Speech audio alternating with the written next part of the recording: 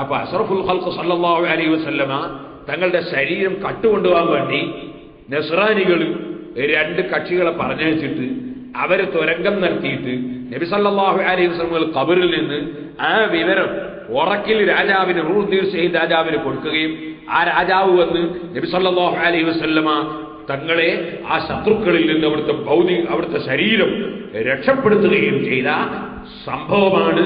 സ്വപ്നത്തിലൂടെ നബി സല്ലല്ലാഹു അലൈഹി വസല്ലം കൊടുത്ത നിർദ്ദേശമായി മുജാഹിദുകൾ അവരുടെ മുജാഹിദ് സെന്റർ, അവരുടെ KNM book stall Mujahid centre Kozhikode 2 പ്രസിദ്ധീകരിക്കുന്ന ഈ പുസ്തകത്തിൽ 63-ാം പേജ് മുതൽക്ക് പറഞ്ഞിട്ടുള്ളത്. ഇന്നുകൂടി ഇവിടെ നമ്മൾ ശ്രദ്ധിക്കണം.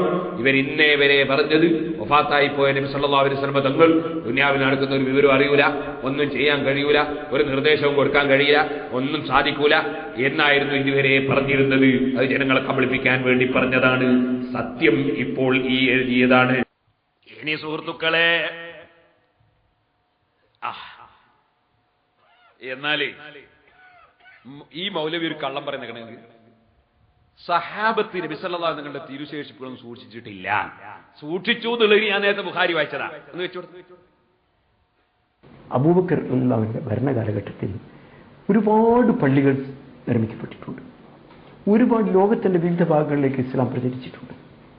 എവിടെയെങ്കിലും അബൂബക്കർ സിദ്ദീഖ് ഇങ്ങനെ ഒരു മുടി സംരക്ഷിക്കാൻ ഒരു പള്ളി ഉണ്ടാക്കിയിട്ടുണ്ട്. അങ്ങനെ ഈ മുടി വിതരണം ചെയ്തിരുന്നുവെങ്കിൽ, ഇങ്ങനെ മുടി എല്ലാവർക്കും കൊടുത്ത് ഇതിന്റെ പുണ്യവുമായി നിങ്ങൾ തലമുറകളായി ജീവിച്ചുകൊള്ളുക എന്ന് പറഞ്ഞിരുന്നുവെങ്കിൽ അതിന്റെ ആദ്യത്തെ സൂക്ഷിപ്പുകാർ ആകുമായിരുന്നില്ലേ? അപ്പൊ ബുഖാരിയിലുള്ളത് അവർ സ്വീകരിക്കാൻ തയ്യാറില്ല. മറ്റൊന്ന്, മുടി സൂക്ഷിക്കാൻ പള്ളി ഉണ്ടാക്കിനോ, മുടി സംരക്ഷിക്കാൻ പള്ളി ഉണ്ടാക്കി. മുടി ഇപ്പൊ ഞങ്ങൾ സംരക്ഷിക്കാതെ എവിടെയോ റോട്ടുമലിട്ടാന്ന് ഇയാൾ വിചാരിച്ചു. മുടി സംരക്ഷിക്കാൻ അല്ല പള്ളി, ആ മുടി ദർശിക്കാൻ വരുന്നവർക്ക് നിസ്കരിക്കാനാണ് പള്ളി. അവിടെ വരുന്ന ആളുകൾക്ക് സൗകര്യത്തിനാണ് പള്ളി. അങ്ങനത്തെ ഒരു സ്ഥലത്ത് ഈ മുടി കൊണ്ടുപോയി സൂക്ഷിച്ചാലേ എല്ലാവർക്കും അതിന്റെ ബറക്കത്തെടുക്കാനുള്ള സൗകര്യം കിട്ടൂ. ഇത് ചിന്തിച്ചതാരാ? ആദ്യമായൊരു പള്ളി ഉണ്ടാക്കിയ മനുഷ്യനല്ല.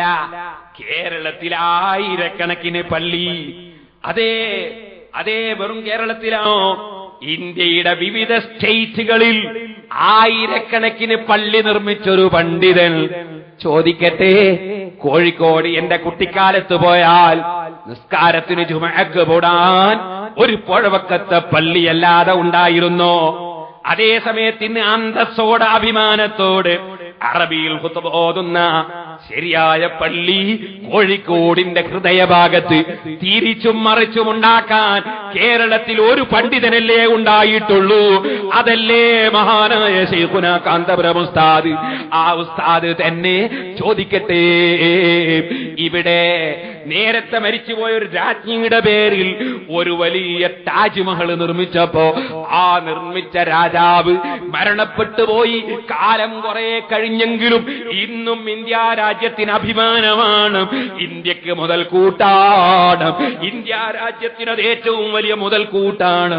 എങ്കിൽ ചോദിക്കട്ടെ, ഇന്ത്യ രാജ്യത്തിന് ഒരുപാട് വിദ്യാഭ്യാസ സ്ഥാപനങ്ങളും മറ്റും യഥാ കൊടുത്ത മഹാനായ കാന്തപുരം ഉസ്താദ് ഈ രാജ്യത്തുള്ള 10,000-കണക്കിന് ആളുകൾക്ക് തൊഴിൽ കിട്ടുകയും അവരുടെ വീട്ടിൽ അടുപ്പിൽ തീ കത്തിക്കുകയും ചെയ്യുന്നൊരു പരിപാടി അല്ലേ? ഏത് വർക്ക് നടക്കുമ്പോഴും എത്ര പാവപ്പെട്ടവർക്കാണ് തൊഴിൽ കിട്ടുക, എത്ര പാവപ്പെട്ടവരാണ് അതുകൊണ്ട് ജീവിക്കുക. അതോടുകൂടെ തന്നെ അല്ലാഹുവിന് ഖിയാമത്ത് നാൾ വരെ സുജൂദ് ചെയ്യുന്ന 25,000 ഒക്കെ ആളുകൾ ഒരുമിച്ച് കൂടി ദിക്ർ ചൊല്ലുന്ന, സലാത്ത് ചൊല്ലുന്ന ഇന്ത്യ രാജ്യത്തെ ഏറ്റവും വലിയൊരു പള്ളി ഇവിടെ നിർമ്മിച്ചു കഴിഞ്ഞാൽ ചോദിക്കട്ടെ, ഇവിടുത്തെ സർക്കാരിന് കാര്യമല്ലേ? അതിന്റെ ചുറ്റുഭാഗത്തുള്ള മുഴുവൻ മുസ്ലിങ്ങൾക്കും അമുസ്ലിങ്ങൾക്കും അതുകൊണ്ട് പുരോഗതിയല്ലേ? അവിടെ മുഴുവൻ ജനങ്ങൾക്കും അതിന്റെ വികസനമല്ലേ? അതിന്റെ ഫലമല്ലേ? അങ്ങനെ മുസ്ലിം അമുസ്ലിം വ്യത്യാസമന്യേ ഇവിടെ ഈ രാഷ്ട്രത്തിന് മുതൽ കൂട്ടാകുന്ന ഒരു കാര്യം മുജാഹിദിനെ പോലെ 1 ലക്ഷം ചോദിക്കുന്നില്ല. 1000 ഉറുപ്പിക ഓരോരുത്തർ തരൂ.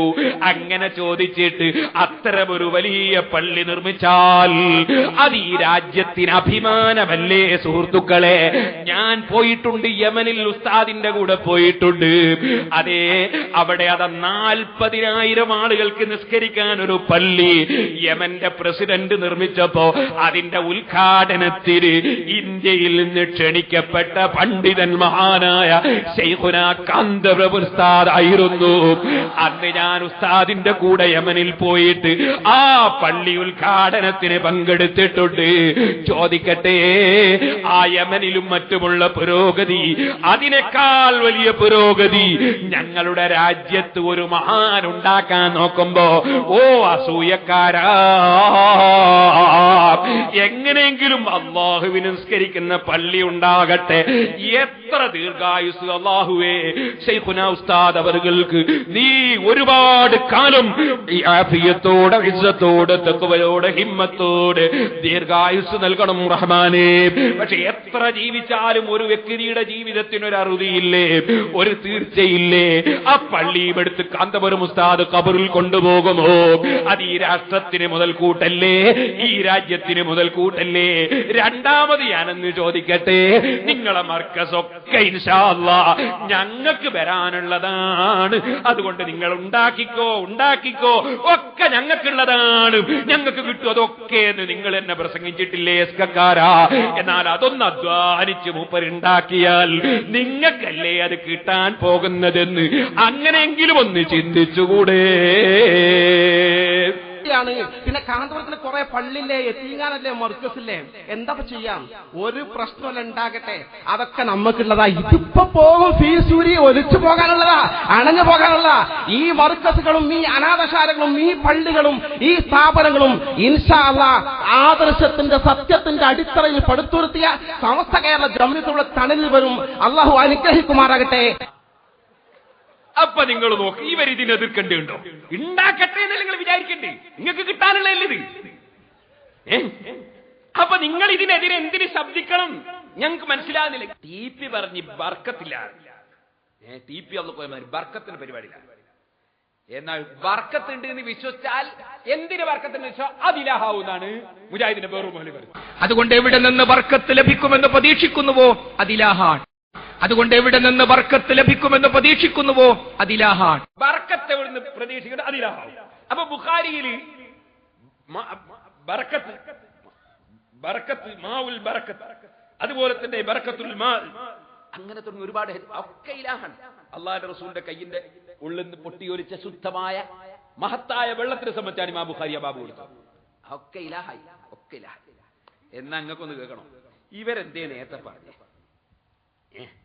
ഇവര് ഖുർആൻ സ്വീകരിക്കാൻ പറ്റില്ല. കാരണം ഖുർആൻ അല്ലാഹ് പറഞ്ഞു, ഈസാ നബി അലൈഹി കുഞ്ഞം കാലത്ത് പറയാം, കുട്ടിക്കാലത്ത്, ഇന്നി അബ്ദുല്ലാഹി ആതാനിൽ കിതാബ വജഅലനി നബിയ്യൻ വജഅലനി മുബാറകൻ ഐനമാ കുന്തു വഔസാനി ബിസ്സലാത്തി വസ്സകാത്തി മാ ദുംതു ഹയ്യാ.